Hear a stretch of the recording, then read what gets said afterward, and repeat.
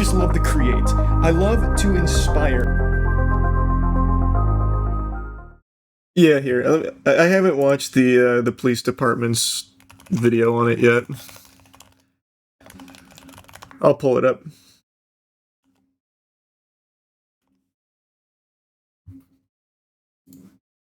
My name is Cameron Paul, and I am the Chief of Police for the American Fork Police Department.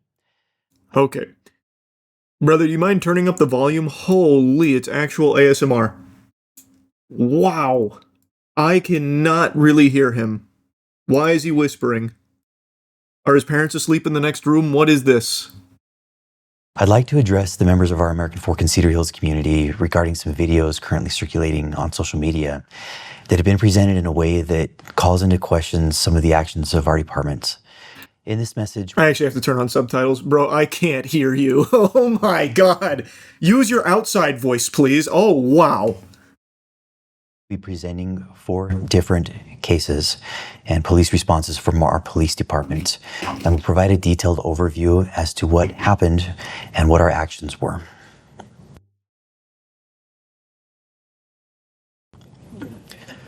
On March 8th, 2026, an American Fork resident, Joshua Johnson, requested phone contact from the American Fork Police Department regarding a suspicious individual who had earlier arrived at his home. Officer Tonga with the American Fork Police Department contacted Mr. Johnson by phone. Mr. Johnson reported that earlier that same day, a suspicious male had been at his residence. He stated the male was wearing a baseball cap with a UPS logo taped onto it. Mr. Johnson also reported that a suspicious package had been left at the residence. He explained that what appeared suspicious was that the shipping label did not look legitimate. The package was later determined to contain rubber ducks.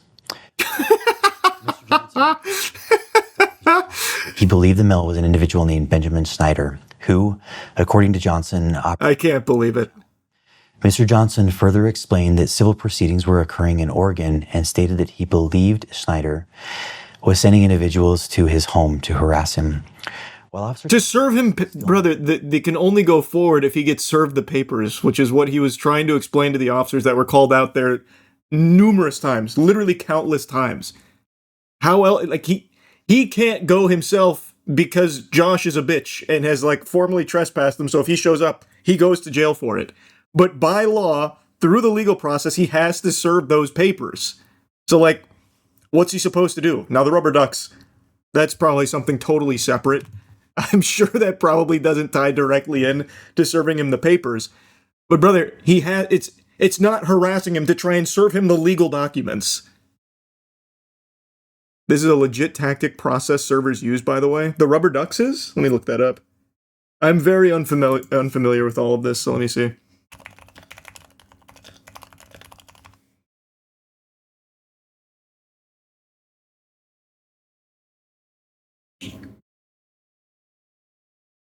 I see like a couple of things about it. I don't know if it's necessarily common, but I guess.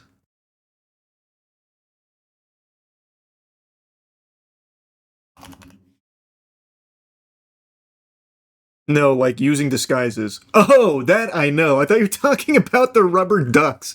No, I know about that. That's a very common thing. I thought you were talking about sending rubber ducks for some reason as, like, first contact. And there's, like, 2 things that pop up for it called rubber ducking.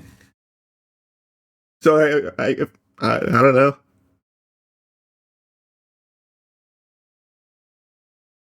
That could be the new meta. Not really, it didn't work. On the phone with Mr. Johnson, Johnson reported that 2 females had exited a vehicle and were walking toward his property.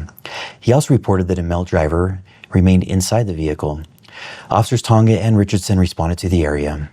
Officer Tonga contacted the driver, who identified himself as Benjamin Adams. Although Adams initially stated he was there for unrelated reasons, he later admitted he had been filming Mr. Johnson while Johnson was walking around the exterior of his residence. Adams told Officer Tonga that an individual named Benjamin Snyder had flown into Utah on March 7th, 2026, and had contacted Adams requesting assistance with filming, for which Adams would be compensated by Snyder. Adams reported that Snyder had left prior to officers' arrival and stated Snyder was driving. Officer Tonga issued Adams a trespass warning at Mr. Johnson's request and instructed him not to return to Mr. Johnson's residence. At approximately the same time, Officer Richardson arrived in the area and located a dark-colored Hyundai vehicle. Richardson initiated a traffic stop on the vehicle for failing to stop before the stop line at a stop sign and failing to stop completely at that stop sign. Does this guy then go on to say the officer was incorrect? Because we have the dash cam. He realizes this lie is immediately debunked when you look at the dash cam. They stopped at the stop sign. This is a provable lie. Surely he goes on to say that the officer was incorrect, right? Obviously he's gonna mention that, no doubt. Richardson contacted the driver, who identified himself as Tyler Shaw. A rear passenger also identified himself as Benjamin Schneider. When Officer Tonga arrived at the... Nope, nothing about it being incorrect about the not stopping at the stop sign? Nothing about that? You know your own evidence contradicts your statement, right? This is is this a crime? Are you allowed to just lie about the circumstances of this? I don't know. I'm not a police officer. I'm not a lawyer. Who stated he was in Utah filming a series regarding civil proceedings originating out of Oregon. Both individuals denied any involvement in delivering the package. At that point, Officer Tonga determined that Adams, Shaw, and Schneider did not appear to have committed any violations of Utah's criminal code. Officer Tonga... There we go. Yep, that sounds about right. ...that they were trespassed from Mr. Johnson's property and could not return. Both individuals acknowledged the trespass warning and were released. On March 9th, 2026, Joshua Johnson again contacted our department to report that a male was at his front door, ringing the doorbell and knocking. Mr. Johnson reported the male claimed to be part of a YouTube initiative, and Mr. Johnson stated that the male was harassing him. Johnson also reported that the male had pounded on the door, opened the screen door, attempted to open the front door, and looked through some of the windows to the residence. Officer Hawkins with the American Fork Police Department responded and contacted the male, who identified himself as Christian Morgan. Morgan told Officer Hawkins he was attempting to help his friend Benjamin Schneider contact Mr. Johnson regarding a dispute involving a business known as Bricks and Minifigs, and some alleged money that was owed. Officer Hawkins asked Morgan how he became involved. Morgan stated that Schneider had posted on Instagram indicating he was coming to Utah and needed assistance from locals to get around town. Morgan offered to help and explained that at one point while he was in the vehicle with Schneider, Schneider requested help contacting Mr. Johnson. Morgan told Officer Hawkins that Schneider was likely nearby in a church parking lot. Officer Hawkins determined that Morgan had falsely represented himself to Mr. Johnson through his doorbell camera as belonging to a nearby church congregation that did not exist. Morgan had also told Mr. Johnson that he had been sent by Johnson's church leader. Morgan acknowledged to Officer Hawkins that these statements were false and that he had made them at the direction of Mr. Schneider. Officer Hawkins issued Morgan a trespass warning and instructed him not to return to the residence. As Officer Hawkins prepared to locate Schneider as part of the investigation, he observed Morgan walking toward a Hyundai passenger vehicle occupied by several individuals. Officer Hawkins believed Schneider may have been inside of the vehicle and intended to contact him as part of the investigation. There's got to be a way to turn this guy up. There's got to be.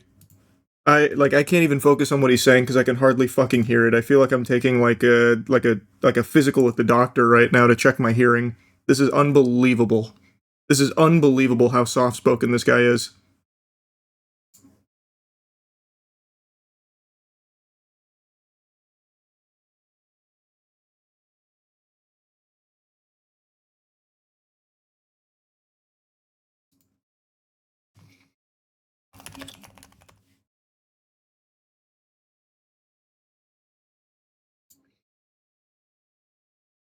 Let me see if this extension works.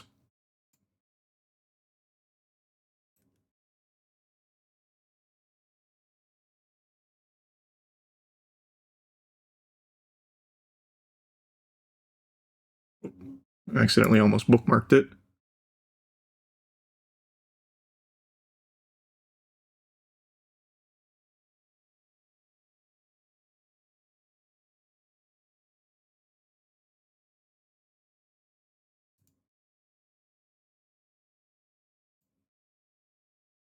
Okay, let me see if that does anything. Officer Hawkins initiated a Not traffic much. stop on the vehicle. As this occurred, Morgan turned away from the vehicle and ran away from officers. Officers did not pursue Morgan because he had not committed a crime, and Morgan was not observed again by our officers. Officer Hawkins discovered the vehicle was occupied by Tyler Shaw and Benjamin Snyder, both of whom had been trespassed from Mr. Johnson's residence the previous day. As Officer Hawkins spoke with Shaw and Snyder, they initially denied sending Morgan to the residence.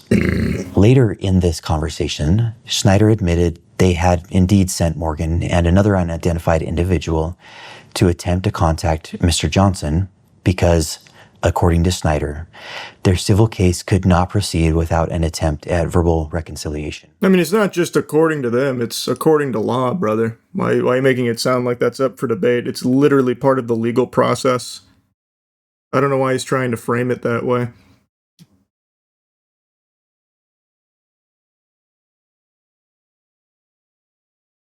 Damn, they're getting dunked on hard. American Fork Police Department really getting it rough right now.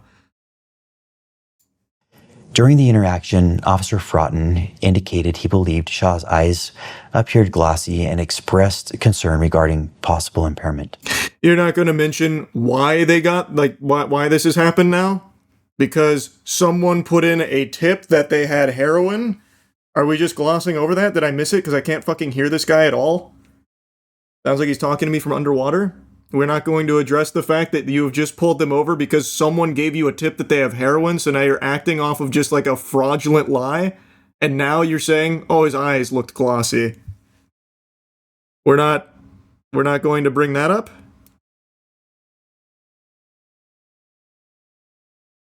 Interesting, very interesting. Officer Hawkins asked Shaw if he would be willing to participate in field sobriety testing to ensure he was safe to drive. Shaw agreed. Field sobriety tests were conducted and no signs of impairment were observed. During this same time, while Officer Hawkins was conducting his investigation, Officer Fraughton used his police service dog to conduct an open-air sniff around the vehicle.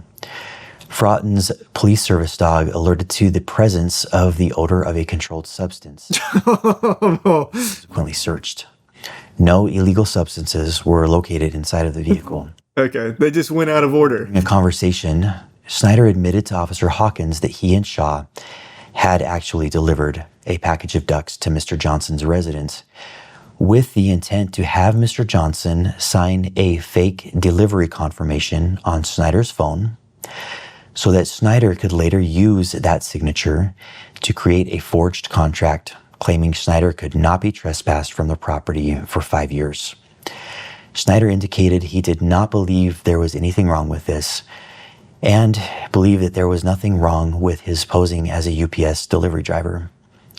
Ultimately, Officer Hawkins warned Shaw and Snyder again that they were approaching conduct that could potentially constitute harassment or stalking if they continued to send individuals to Mr. Johnson's residence. Officer Hawkins reaffirmed that— So this was about the ducks. It was a plan to get him to sign his ability to keep trespassing them forever. Reload the page to make the extension work. Snyder could later use that signature to create a forged— That didn't seem to change it unless— contract claiming Snyder could not be trespassed from the property for 5 years. Snyder indicated he did not believe there was anything wrong with this and believed that there was nothing wrong with his posing as a UPS delivery driver. Ultimately, Officer Hawkins warned Shaw and Snyder again that they were approaching conduct that could potentially constitute harassment or stalking if they continued to send individuals to Mr. Johnson's residence. Officer Hawkins reaffirmed the trespass warning and released both of them from the scene. Yes, that seems like it was a pretty bad idea there. To try and get him to sign a fake document to use as like a legally binding way of getting out of the trespass. Reported that a female— That probably wasn't smart. door of her residence, taking photographs of the home. The female was described as wearing long, fake, curly hair. Shortly afterward, Joshua Johnson contacted police and reported he was going to shoot someone as a result of the ongoing harassment. Multiple officers immediately responded to the area. While en route, Officer Sumbot with the American Fork Police Department. That seems like a really interesting thing just to get through pretty quickly. So Josh said he was going to shoot someone because people keep showing up to try and serve him the legal papers that he's avoiding and still hasn't paid out in small claims court victory. Huh. That's not something we take seriously? To shoot someone as a result of the ongoing harassment. Multiple officers immediately responded to the area.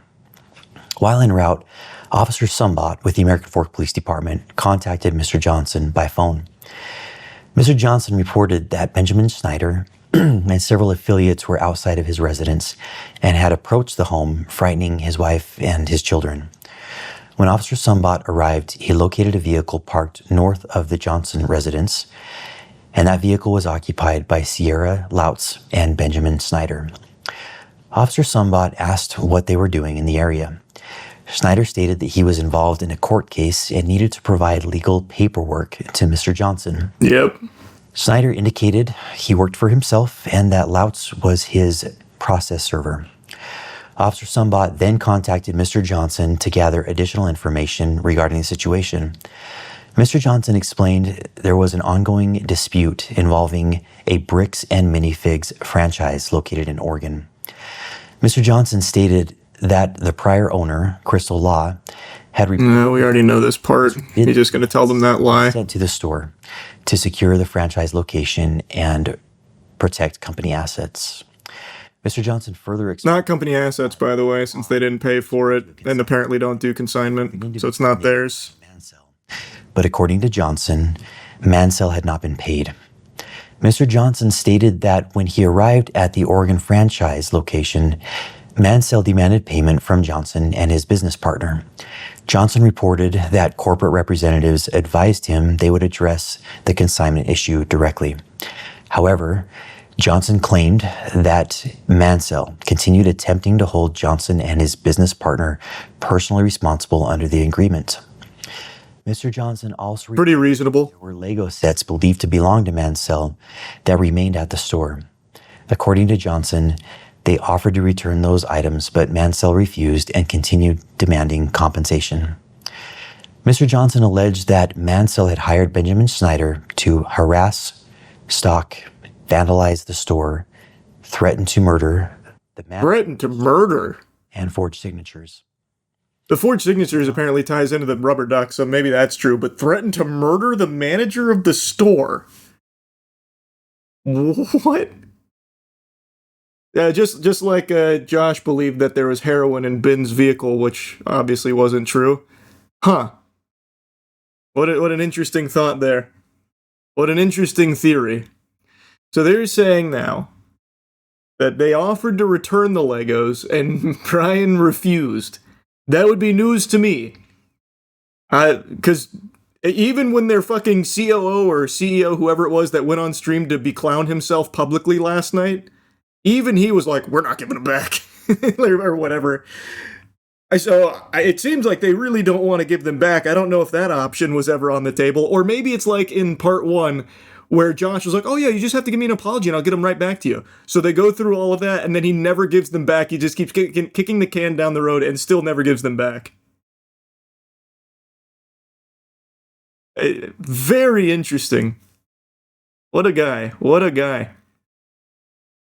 Johnson then explained to Officer Sumbot several incidences from the previous days allegedly involving Snyder and or Snyder's affiliates.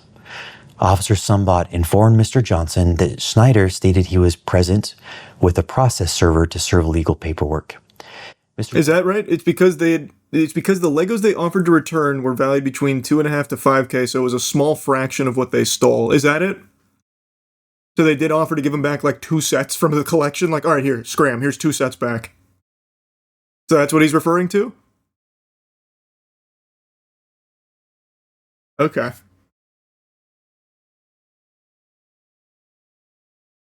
Johnson claimed the paperwork was fraudulent. Officer Sumbot again contacted Snyder, who stated they needed to physically deliver copies of the paperwork to Mr. Johnson. Officer Sumbot's report states, Snyder told me he was following the government's instructions and that Johnson keeps calling the cops on him to avoid getting in trouble for his crimes. Snyder said this is the third time Johnson has called the cops because he thinks that if he keeps calling the cops on him, he can get away with it. But we are showing him that he's not going to get away with these crimes. Snyder Fair. That sounds good. To take the paperwork to Mr. Johnson, which Officer Sumbot did in an attempt to help Mr. Snyder. Officer Sumbot advised Mr. Johnson that the paperwork appeared to be related to a claim and a case that originated in Oregon. Mr. Johnson stated that he had already contacted the Oregon Law Enforcement Agency with jurisdiction, which was the Kaiser Police Department, and had been told that nothing had been filed. Mr. Johnson also stated he believed this. That's interesting, considering there's evidence that it had been filed that the officers even looked at too. And declined to accept service. Okay. Contacted the Marion County Circuit Court in Oregon to verify the legitimacy of the paperwork. The court confirmed that the case was indeed legitimate, but that papers had already been served and no hearing date had yet been scheduled.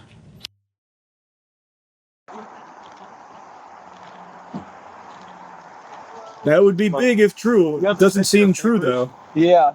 So this is what you're trying to serve them with? Yes. That's required by the court that we have. I wish we could just send them an email. I wish we could just send them a phone call, or the court could send it to them, but this is what we're required to do from the United States. So we're just following the instructions of the government. Have you guys been here before?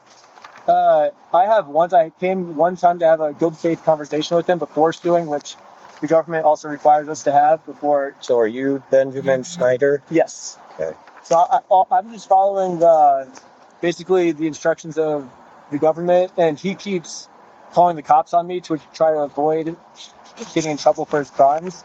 So that's why he keeps calling. I think it's like the third time he's called the cops now on us, because he thinks if I just call the cops on me, he can get away with it. But we're showing him like we're not going to let him get away with his crime. So. Okay. You okay if I give these papers to him? Yeah, for sure. Okay. Oh, do they show this with no redactions? Okay, we might need you to fill out some documents later then, as proof of service, if that's okay, but because whoever serves them has to fill out a proof of service and might have to fill out some court papers, but that's just the legal way to do it. Okay, just give me 1 minute. Okay.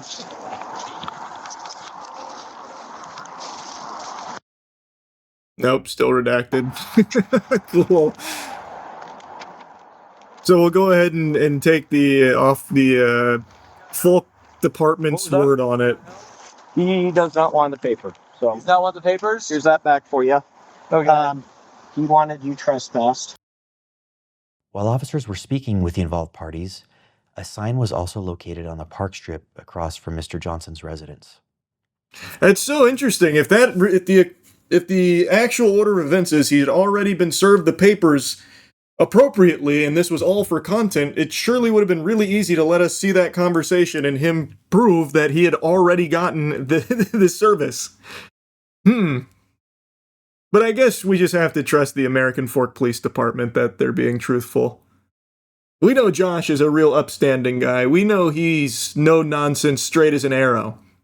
So we should extend that same courtesy to the American Fork Police Department, which has already told 2 bold-faced lies in this statement already alone. Provable lies, by the way. Did Mr. Johnson holding U.S. currency in both hands while standing in front of an elderly man lying in a hospital bed. The sign contained the statement, "I stole a dying man's life savings." Snyder admitted he had placed the sign earlier that day. Officer Sumbot advised Snyder that, based on the ongoing conduct being reported and observed, officers believed his actions were approaching the statutory elements of stalking under Utah law. Specifically, officers expressed concern regarding repeated appearances at the residence, directing multiple individuals to contact the family, photographing the home, and placing objects and signs at the property. Officers had already given Snyder earlier warnings. Snyder responded that he believed he was following court procedure. An individual commits stalking if the individual intentionally or knowingly engages in a course of conduct directed at a specific individual. And I bet my fart was more audible than this guy's entire speech so far. Would cause a reasonable person to fear for the individual's own safety or the safety of another, or to suffer other emotional distress. Utah law defines a course of conduct as 2 or more acts directed toward a specific individual, including, but not limited to, following, monitoring, observing, photographing, surveilling, or communicating to or about an individual. It also includes approaching or confronting an individual, appearing at an individual's residence, contacting an individual's neighbors. No, I get it. Like, you can definitely make the argument that it would be like stalking or harassment adjacent, but if the orders of the legal system are to serve these papers, and he constantly uses the police department as his own fucking hound dogs to prevent him from doing that, what else is he supposed to do? How else do you serve those papers? They're really fixated on that element as opposed to giving the solution of how he's supposed to lawfully serve these papers in the event that they are refusing the service.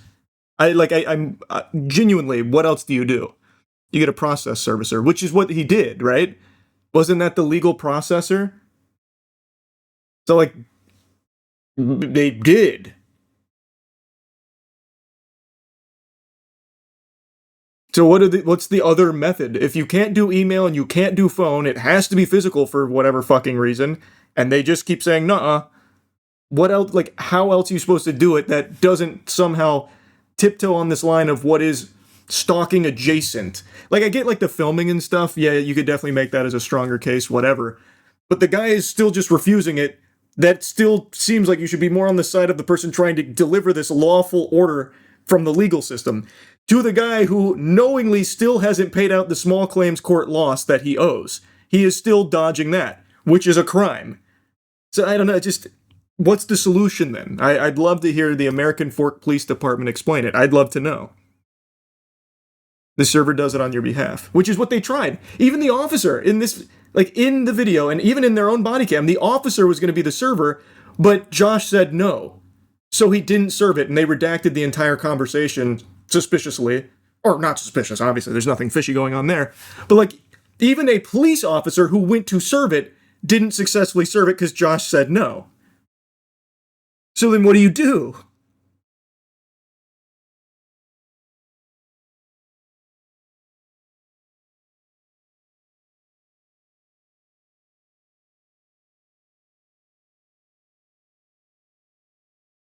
It still counts as served at that point?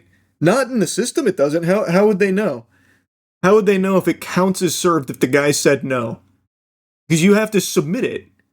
And like Ben said, I think he's right, I have heard of this, the submitter, like the actual processor, the person that serves it, has to also fill it out to confirm that it has been served. So I don't think you can just be like, oh, it was close enough, so it counts.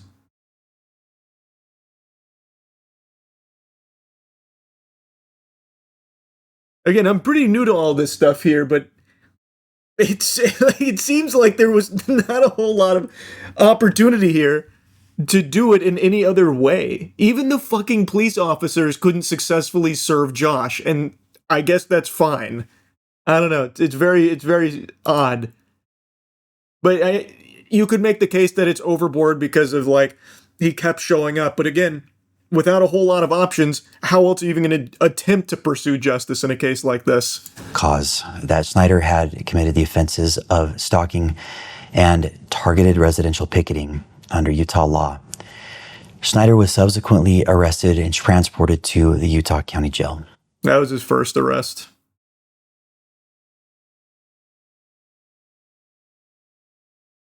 That arrest happened right after they learned that the lawsuit and everything was legitimate. So the officer got that information, confirmed it through the official channels, and then they immediately went to arrest him, by the way.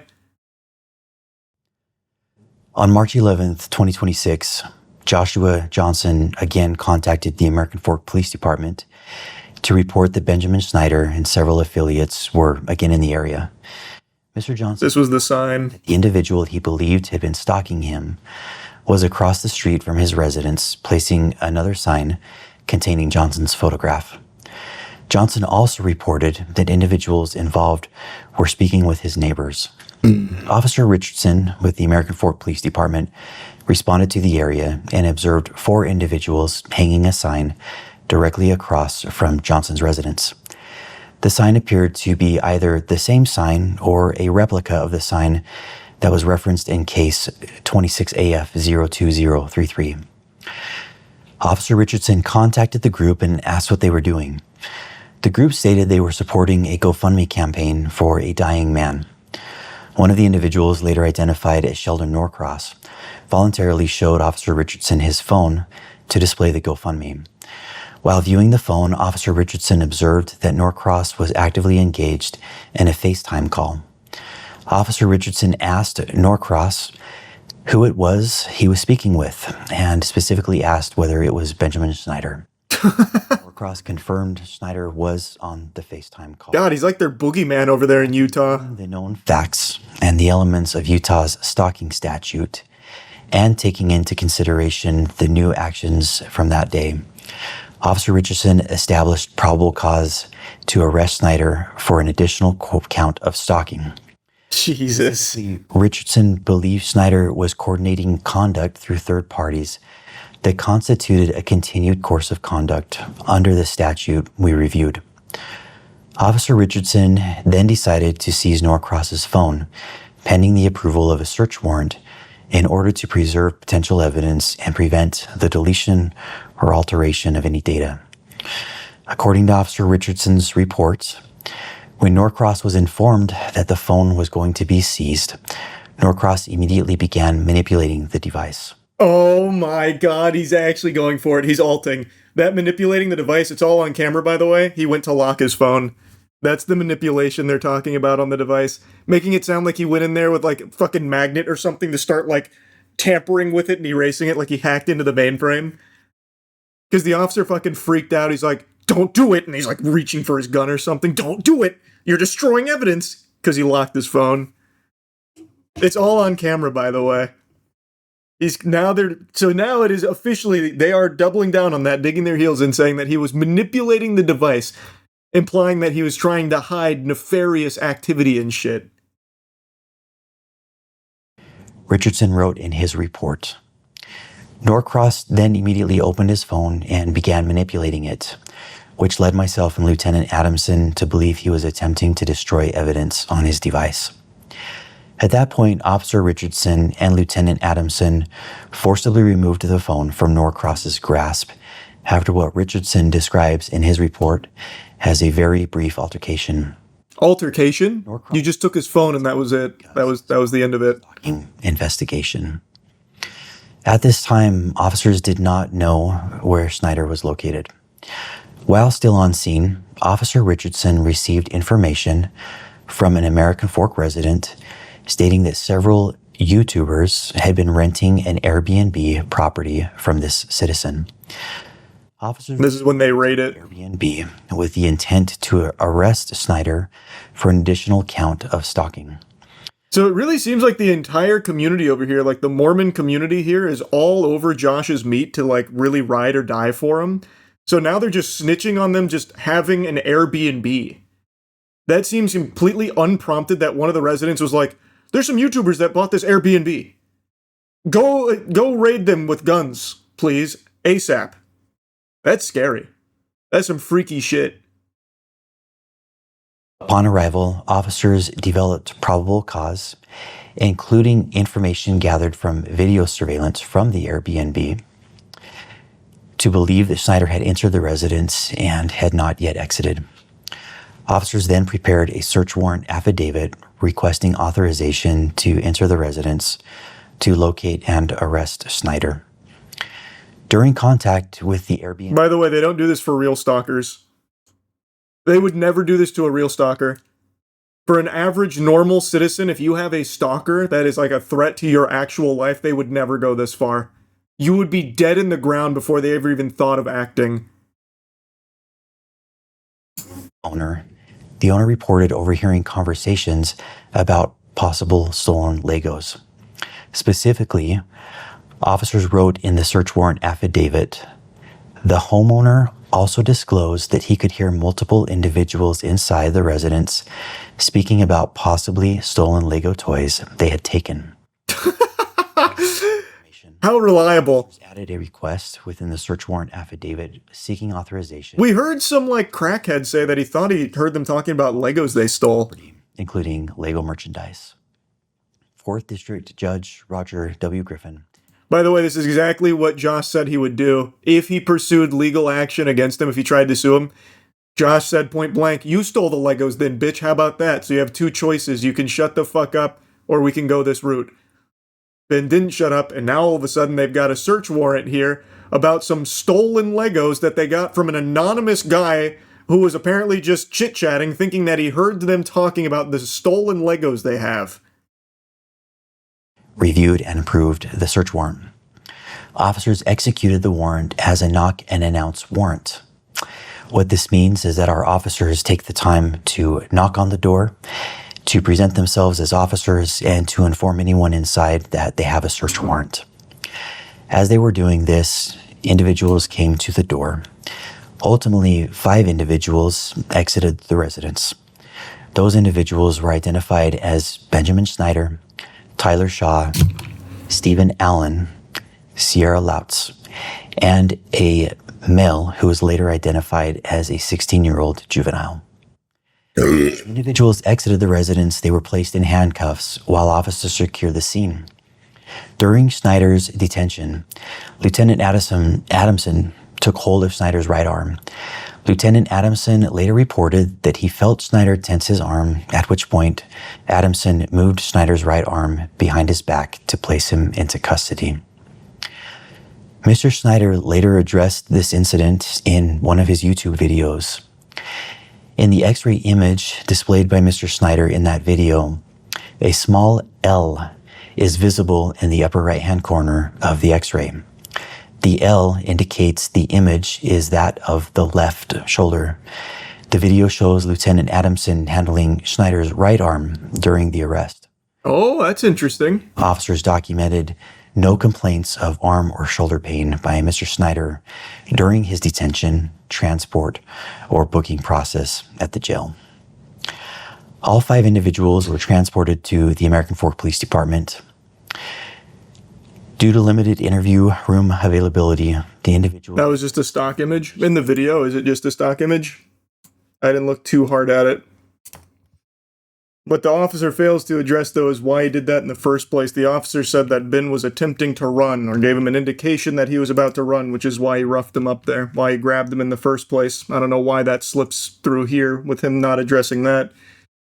Is the X-ray in the Ben video just stock? That would make sense because it's not like they're going to give him an X-ray in the pen. So that would make sense if he just grabbed the stock image. Yeah, it's even disclosed that it is just a stock image in the video. Got it. So this is him trying to dunk on it for being misleading, while ignoring the fact that he shouldn't have been grabbing Ben's arm like that in the first place because he wasn't attempting to run. It is provably wrong in the body cam. He is not uncooperative or giving any indication he's about to flee. So it shouldn't have happened to begin with.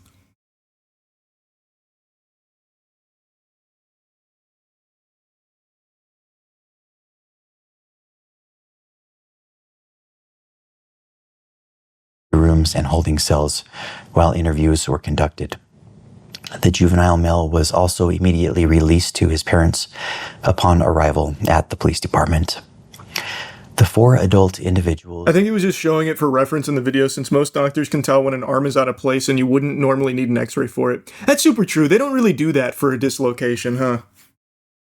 That's a good point. I guess it really was just for, like, the explanation or the flair of it. But I'd be willing to take his word for it that it was, like, an actual injury that he sustained there. Because, again, the officer did get rough with him, get physical off of nothing. He said that he looked like he was about to run, but you can see in the body cam, he wasn't. Not even close.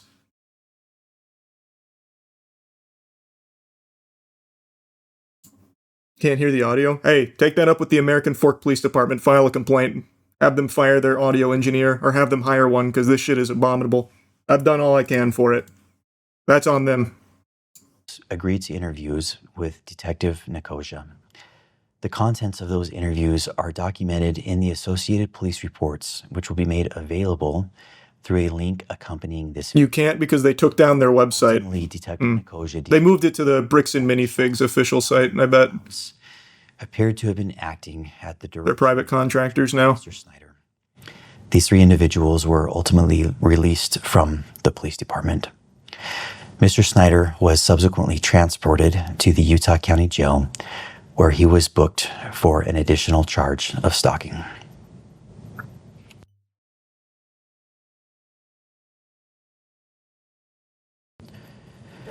I understand that many people following this situation online have strong feelings regarding the underlying business dispute out of Oregon and allegations that individuals may have lost significant amounts of money. I recognize that people are frustrated, angry, and may feel that justice has not been served in relation to those allegations. Those concerns are understandable. I understand them and I'm empathetic to them. And nothing in the actions taken by the American Fork Police Department should be interpreted as validating, supporting, or defending anyone involved in that separate civil dispute. How can you possibly say that with a straight face and a soft voice? At no point throughout this entire thing has a single law enforcement official from your department been anything but confrontational to Ben and his team. Despite a literal court victory, they continue to treat him as though everything he's presenting is fabricated and false, and instead constantly at the beck and call of Josh. How can you possibly even say that, man? What a joke. And that's a good point. The female cop that was on the scene like the first time with the Brandon Best, when he went to have like the civil discussion there, as lawfully ordered to do, she immediately regurgitated what Brandon Best was saying, instantly taking his side and supporting his account of the events. Again, the body cam betrays what you're saying, bro. Our responsibility in Utah was not to determine who was morally right or wrong in a business disagreement originating in another state. Our responsibility was to respond to conduct reported here in our community, evaluate the facts available to our officers at the time, and enforce Utah law as officers established probable cause that a crime had occurred. The fact that someone may believe they have been wronged financially does not exempt any individual from the laws governing harassment, trespassing, stalking, or other conduct within our jurisdiction. We remain committed to enforcing the law fairly, objectively, and transparently. Then get Josh's ass to court, bro. The whole thing could have been solved if he would just take the papers. Your officer couldn't even give him the papers because he has more power than your department, I guess, where he can just say no. And he still hasn't paid out the settlement. What are you talking about, man? If that's what you want, then enforce the law fairly. Get Josh on the horn. Get his bitch ass in here. Regardless of who is involved or what narrative may exist. That was quite a statement, American Fork Police Department. That was quite a statement. In your opinion, why do you think BAM hasn't given the Lego or money back? Ego, they sold them, or are they actually just evil? Like they're 100% losing money, more money than the Legos are worth by this point due to all the negative publicity. I just think what you're seeing is just a look at like the actual upper echelon of very, very wealthy companies. They are just not really human anymore. Most of these like leaders at these companies just don't get it. Like they can't see how this is much worse than just doing the right thing and giving the video or the Legos back or paying out what they owe him. They are just completely out of touch and believe that everything they do is the correct path and everyone else is wrong. That's what I think, at least. Because it's not exclusive to Bricks and Minifigs. We see this kind of mentality repeated across so many companies. So many companies. Do you even think they still have any of the sets? I'm sure they have some of the Legos. And they definitely have records of the ones that are sold. So they could easily do giving back the ones they still have, because I bet they still have it. I bet they stopped selling it after a certain point because it was so contentious. So they probably still have some of it. And they could easily just pay back what they've already offloaded. So they could, they just refuse to. And the behavior of the COO or whatever on the stream from last night or whenever it was, reprehensible. The guy he's actually a worm. He's genuinely a like delusional worm. Don't know if you saw, Ben said on the live stream yesterday he's working with Legal Eagle. Well, that's good. Hopefully he gets like a lot of good resources on his side to fight this, because I think the facts are much more on his side than Bricks and Minifig. Because so far, like, there hasn't been a good defense. Bricks and Minifigs has not had any kind of real debunking. They have been provably wrong in their statements. Now the police have come forward with their account of things, and there are multiple lies that are just brazen.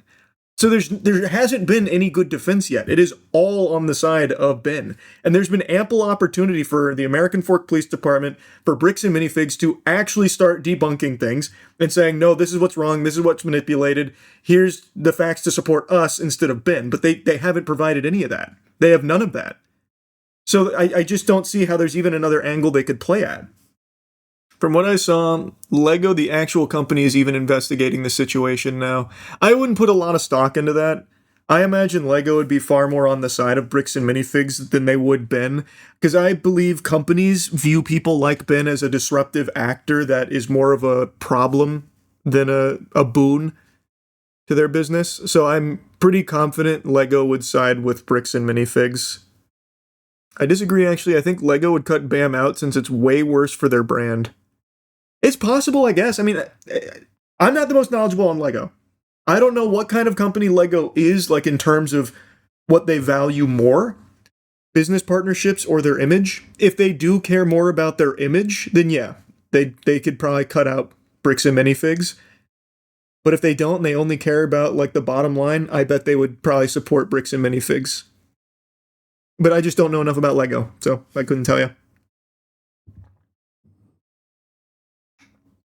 Why did Ben make the sign for content? How much of his actions are for content? So that's the thing I was saying, like the rubber ducks and stuff, that's not smart. The sign is a real thing, though. Because Josh would never open the door for him, and also Ben can't go near it because he's been trespassed, he'd get arrested. The sign was an attempt to get him to go out and take the sign down, so that way the legal processor could serve him the papers, but he never did that and instead just used the police. So I do think some of it was a blend of like solely for content, like the rubber ducks to fuck with him. But the sign one, that was like a real thing. And it was on a public space, so he was well within his rights to do so. Yeah, I'm excited to see Coffeezilla's video on it. He's apparently talked to like some of the people outside of Ben and the immediate people here about it. So I'd be very curious to see what he learned. How do you think this ends for the Utah police, Bam, Ben, and the family? Probably some kind of settlement that you'll never hear about. That's usually how these high-profile cases unfold. That would be my guess. Yeah, I know Coffeezilla's gonna make something on it. Like I said, I'm excited to see his coverage of it. Ben's in the YouTube chat. Is he? Hey, brother. I hope everything's going all right. Hope it starts to look up soon, man. This shit's crazy. This shit is diabolical. BAM as a business is like actually over, though. Public perception is unrecoverable. I don't know enough about the LEGO community. Is there alternative sellers to go through? Alternative vendors than Bricks and Minifigs? Because if there isn't, then BAM, even with all this, will probably still bounce back in a couple years. Which is crazy. But most people are saying there are alternatives. How big are the alternatives? Name one of the alternatives. I want to look it up. Because the only one I know is Bricks and Minifigs, and I actually knew that name even before this story, like I said. Who's like the second biggest then? BrickLink.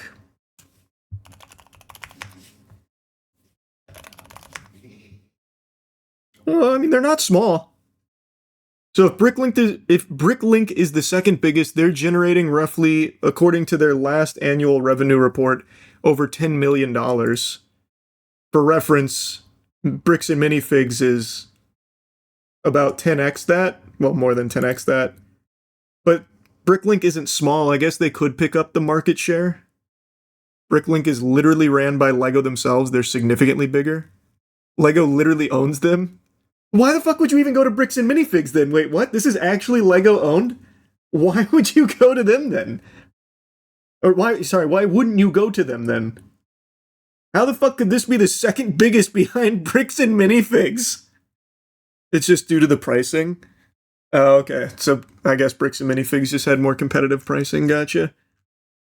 But I feel, well, especially now, okay. So then to answer the question, yeah, I don't know how BAM would recover. I don't see how BAM would possibly bounce back with all of this, because even if the pricing is better with them, you wouldn't feel safe doing business with them in lieu of all of this. So you would likely just take the little extra cost to work directly with a reputable Lego-owned vendor with BrickLink. So you're right. This does basically bury Bricks and Minifigs no matter what happens, I think. Let's make Brian CEO. He can save Bricks and Minifigs. So true. BAM is just allowed to use trademark terms and buy Lego sets wholesale. Like Minifig is trademarked by Lego, but allow BAM to use it. Okay.